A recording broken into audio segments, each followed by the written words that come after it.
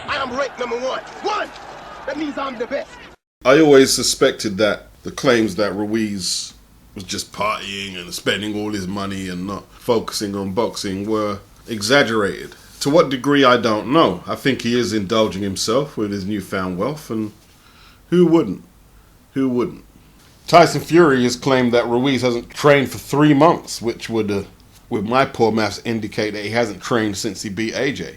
Fury says he knows this because he's been speaking to the guys and they haven't seen Ruiz in a gym, or the gym. First of all, Tyson, who's the guys? Who's these Mexican... these Mexican Andy Ruiz affiliates that you're all cozied up with? Ruiz apparently flipped out at the news of what Tyson Fury was saying, but it seems like Tyson Fury can get under Ruiz's skin pretty easy. You know, a few times he said a few things, and Ruiz is, for someone not normally that aggressive outside the ring, it gets to him. But Fury gets to a lot of people, doesn't he? Ruiz, from what I'm reading here, said he wants everyone to think that he's not grinding and catch everyone by surprise. Kind of like how AJ allegedly, I'm not saying he did, underestimated him last time out. And I've heard that Manny Robles has said that it's hard to motivate Ruiz to get back in the gym. Are they plotting together to try and lure AJ into a false sense of security? I don't know. There's a lot of gamesmanship in boxing, as we know. What's AJ playing at?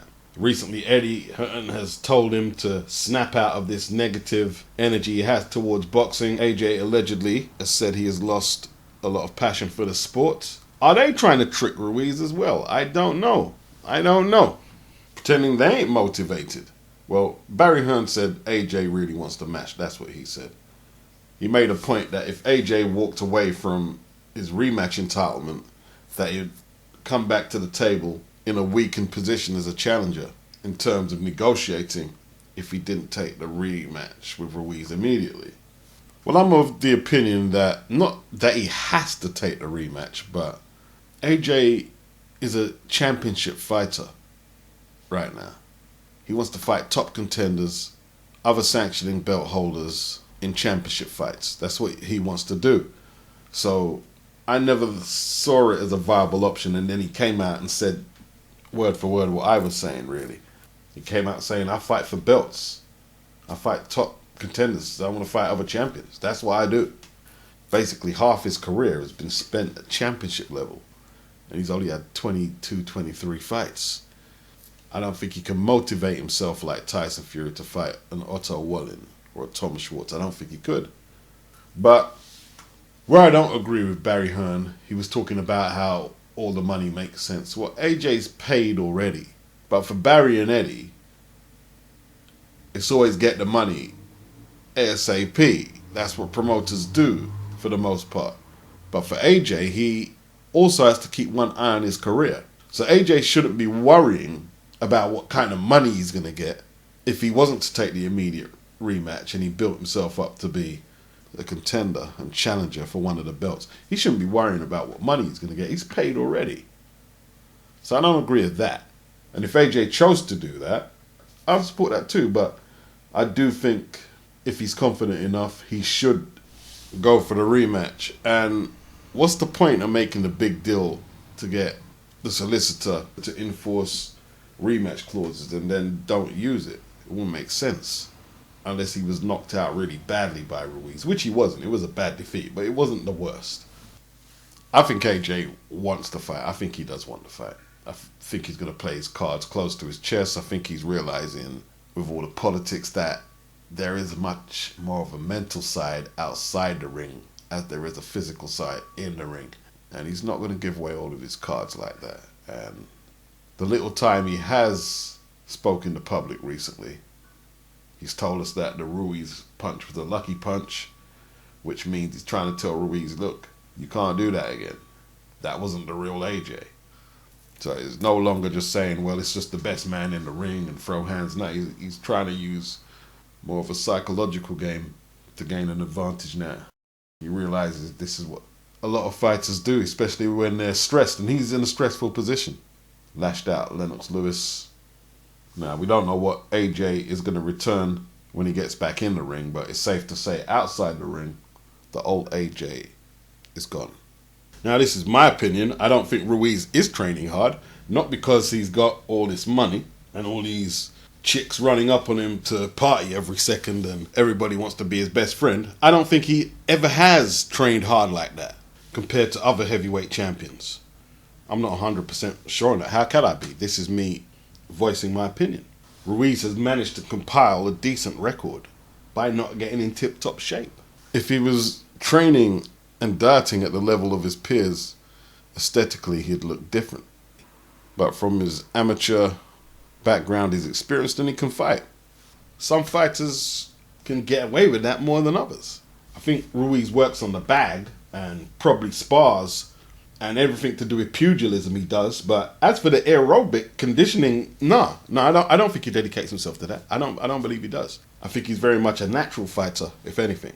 I believe AJ is in as much danger as overestimating him for the rematch as he may have underestimated him for the first fight. I'm sure Ruiz wasn't on the vegan diet when he got the shot, when he was called up to fight AJ. And he only had 4 or 5 weeks to prepare. The way I see it, if he can't beat AJ eating pizzas and training how he's previously been training, he's not going to beat AJ if he's in the gym 7 days a week, eating nothing but green salads. Perversely, if he is partying, it's probably relaxing somebody like Andy.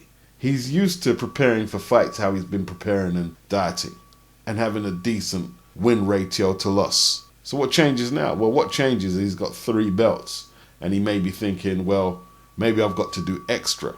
Now I'm champion. Now, for those like me who were ignorant of Andy Ruiz's amateur career and didn't know his credentials, we saw the fights like Joe Hanks where Joe Hanks was apparently the favourite and he turned him over.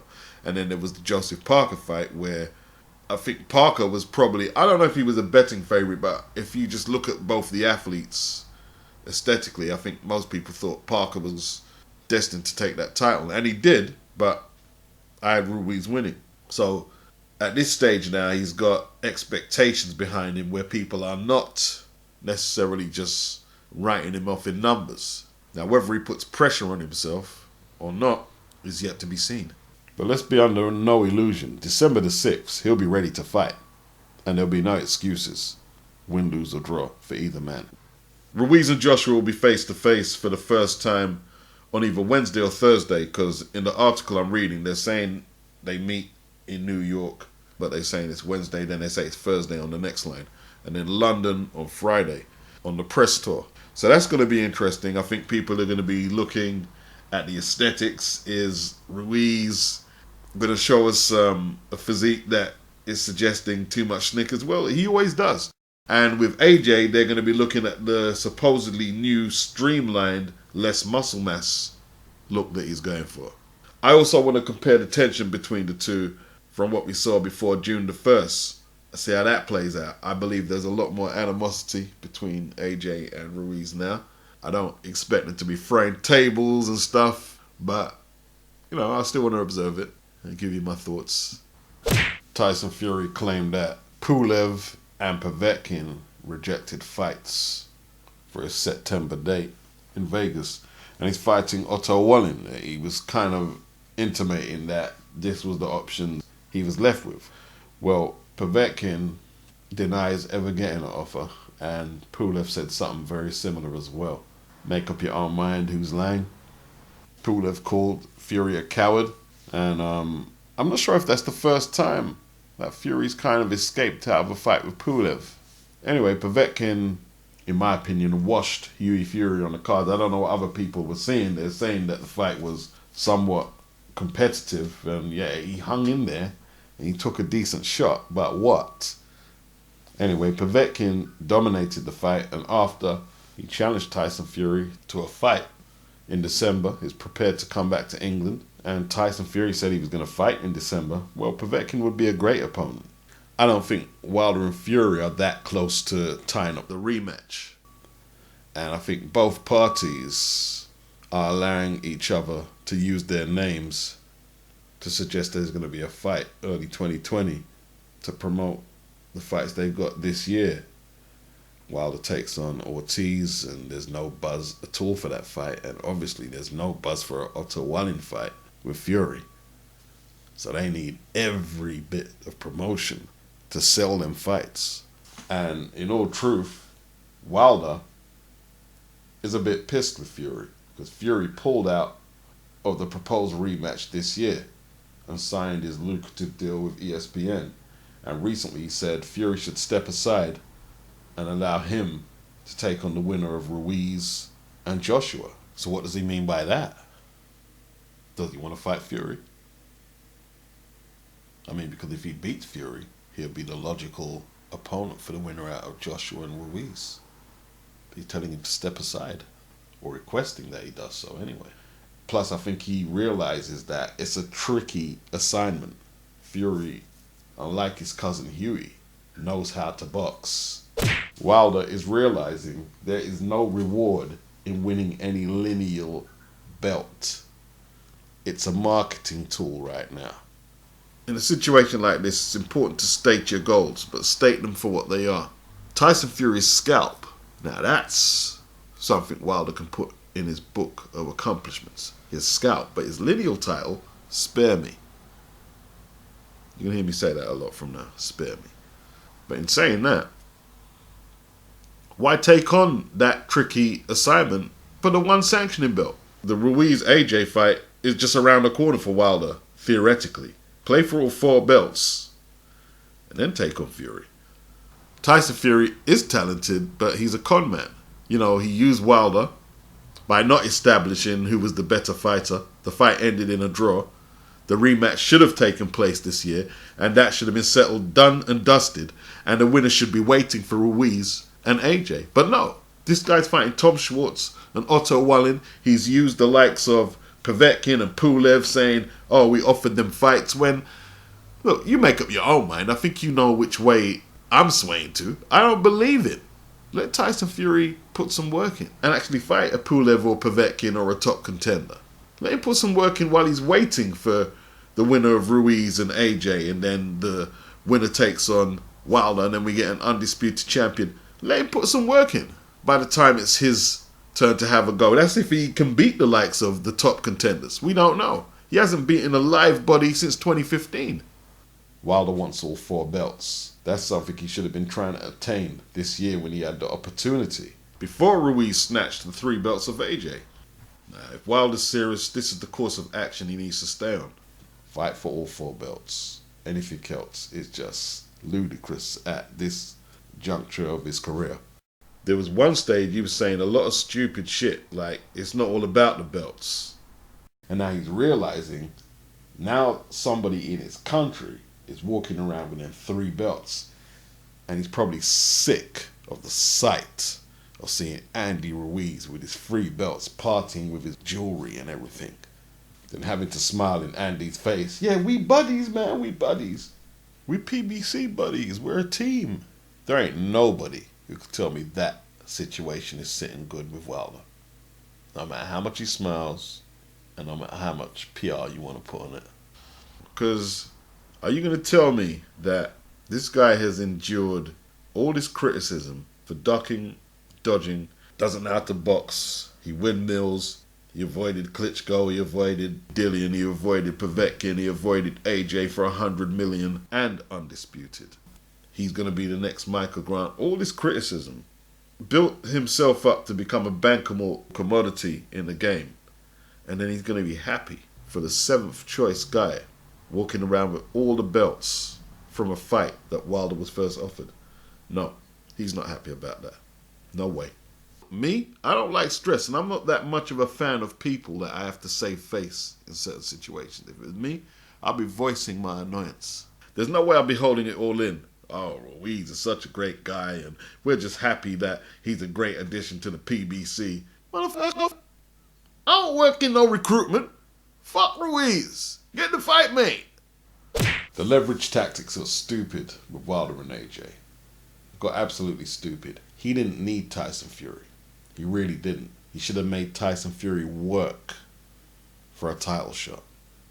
You know the way he's making Dillian work for it? He should have done that to Tyson Fury. But obviously, I don't know. He's got some hang up with Dillian. I don't know what it is. And Dillian's a bit laid up with his situation with UKAD. Currently, Dillian can be seen on Celebrity MasterChef on BBC, showing off his culinary skills. I wonder why I'm a cook. Yorkshire pudding. Yeah. Politics, man. This country wants to keep me down. Lomachenko won the fight, no problem at all. But I had it in the balance until the last two, where Lomachenko done what an elite champion is supposed to do. So some people go with, oh, he's the best since Roy Jones and Ali, and he's an all-time great already. I don't know about that. I know he's an elite level champion in modern day boxing. I do know that. Anyone says any different, then not worth listening to. But I would suggest to Lomachenko that he actually runs it back with Luke Campbell in London. Great payday, great fight, great crowd. They love him over here.